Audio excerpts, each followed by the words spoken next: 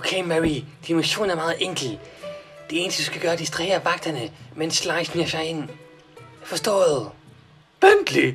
Jeg hader indvandrere, Bentley. Hvad? Hvad for noget? Sådan, de kommer til vores land, skider på vores værdier. Og så skal de altid tage en bid af min voldbestilling. Jeg fucking hader dem, Bentley. Mary, det kan du ikke bare sige. Det er så racistisk.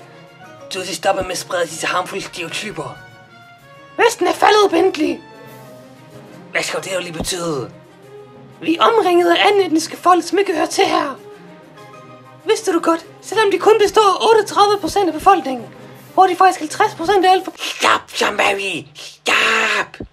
Jeg siger du, at holocausten slet ikke fandt sted, og hvor fup.